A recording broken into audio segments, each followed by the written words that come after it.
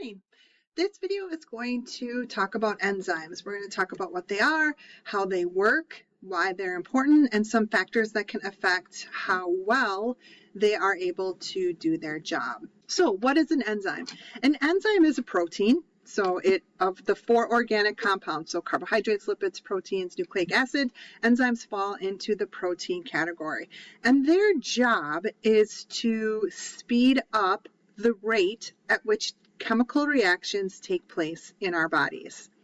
They are really important because if we didn't have enzymes, we wouldn't be able to carry out all of the necessary chemical reactions that we need as fast as we need them to. Enzymes work by providing a meeting place for reactants. So what does that mean? Well, first of all, when we talk about the reactants in an enzyme-mediated reaction, we call them substrates. So we talked earlier in this unit about how a chemical reaction contains reactants, which are your ingredients. They undergo a chemical reaction and then they form a product, which is different than what the reactants would be. So like if you compare that to making cookies, right? You got a whole bunch of ingredients, those are the reactants, and then the end result is a cookie.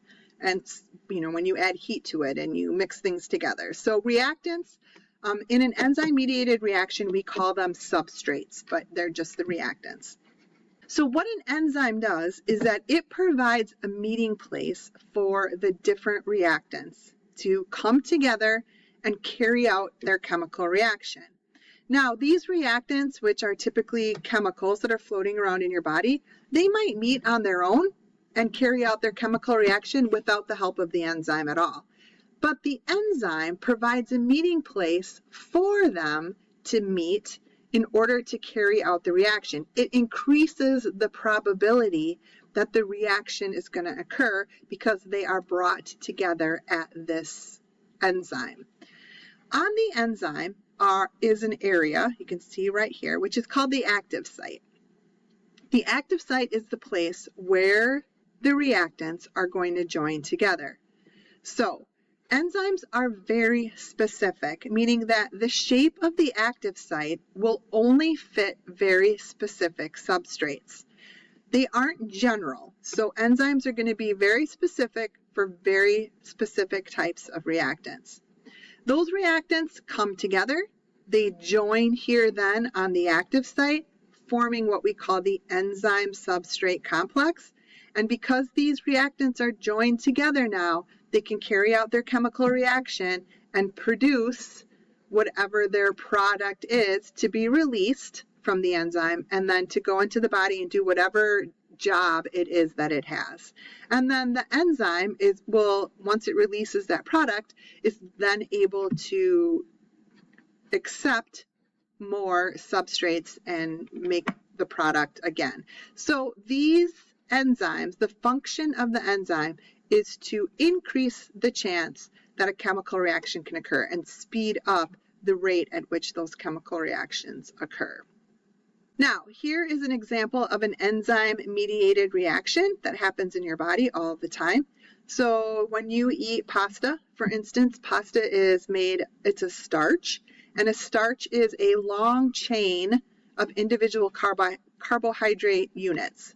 So for instance, this starch is a long chain or complex of individual glucose units. The glucose units are each one of these hexagons here. So glucose is the ingredient of choice. Like our cells use glucose to make energy. That's what we want to break our food down into. Now starch, wow, that looks awesome. Look how many glucose molecules there are. However, our cells can't use it when it's all in this web or this long chain. It needs the individual units. So starch will get broken down into what we call a disaccharide, so 2 units of glucose, using an enzyme called amylase. So amylase will allow the starch to break up into these 2 units. But these 2 units aren't individual units yet, right? We still have 2, and what we really want is an individual unit of glucose because that's what our cells like. So then maltase is an enzyme that will convert this maltose, so maltose is the 2 units, into each individual glucose. Now again, starch can become glucose on its own without the use of amylase or maltase, but because amylase is present in your spit, in your saliva, also it's produced by your pancreas, because this amylase is present, it is going to allow this reaction to occur a lot faster, which means that the individual glucose level units are going to be available to your cells at a lot faster speed than if we didn't have these enzymes. So you can see here how these enzymes work in order to break apart or allow chemical reactions to occur in our bodies. This is the example that you will look at when you do your simulation, is going from a starch to a glucose. There are hundreds of examples of enzyme-mediated reactions in your body. This is just one, and it's a common one that we discuss because it's pretty easy to kind of see what's happening here. Now, there are some factors that can affect how well an enzyme works. So the 3 main factors that we look at are pH, so how acidic or basic an environment is, can alter how well an enzyme brings in those reactants and shoots out the product. Okay, so our bodies have a pH of about 7.35 to 7.45. That's the perfect pH.